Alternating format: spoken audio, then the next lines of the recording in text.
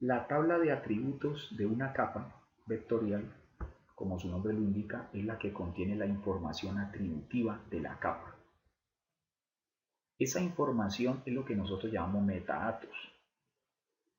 O sea, es la información con todas las características que definen el elemento que estamos representando en nuestro proyecto.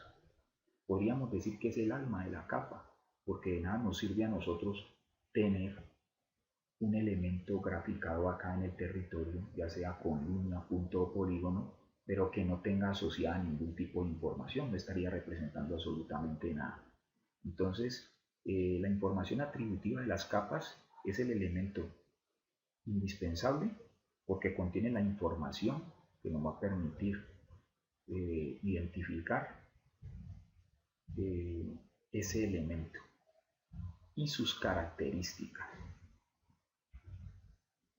Entonces toda capa va a tener esa información atributiva, debería tener información atributiva. Esa tabla de atributos que contiene toda esa información la podemos consultar seleccionando la capa, haciendo clic derecho y dando acá en abrir tabla de atributos. Como pueden observar en esta capa de ríos, se abre la tabla de atributos, hay unas columnas y unas filas, que en la tabla de atributos técnicamente las columnas se denominan campos y estas filas se denominan registros.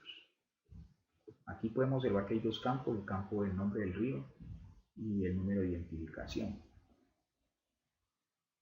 Esta tabla de atributos es la tabla inicial, pero nosotros podríamos editar esta tabla de atributos y crear más campos y adicionar nuevos registros.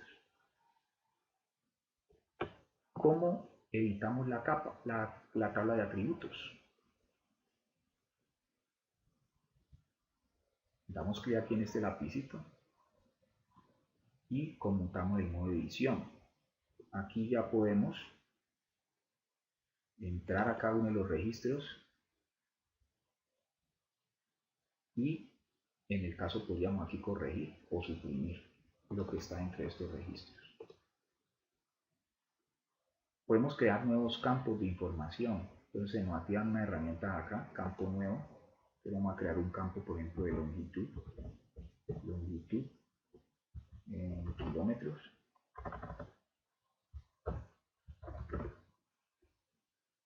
Comentario no es indispensable.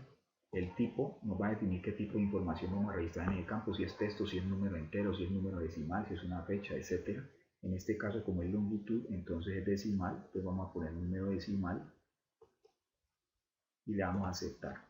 Y como pueden observar, aquí se nos creó ese nuevo campo. Vamos a adicionar otro nuevo campo, que va a ser un campo, por ejemplo, morfología.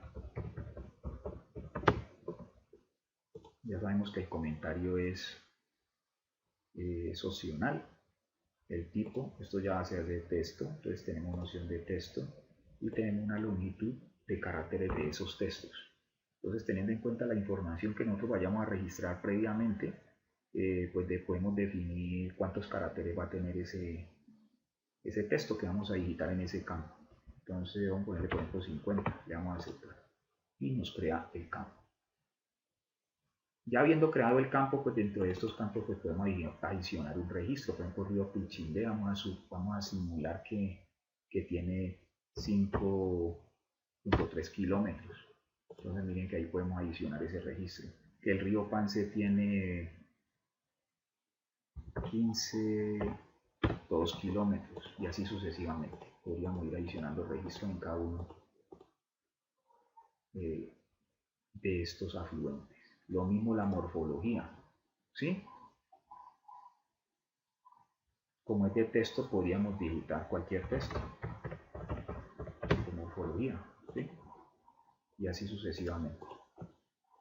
Igualmente aquí podemos seleccionar este registro, todo este registro, y de pronto si lo queremos eliminar, entonces damos clic aquí en donde dice borrar objeto seleccionado y nos va a borrar el objeto seleccionado. en el caso de que se requiera. Cuando ya hayamos terminado de editar la tabla de atributos, entonces nosotros volvemos nuevamente al lapicito y nos consulta que si queremos guardar esos cambios. En este caso vamos a guardar estos cambios. Y como pueden observar, ya la tabla de atributos quedó con los cambios que hicimos en los procesos de edición. Podemos cerrar, podemos nuevamente consultar esa tabla de atributos para que veamos que ya se actualizó y quedaron esos mismos campos.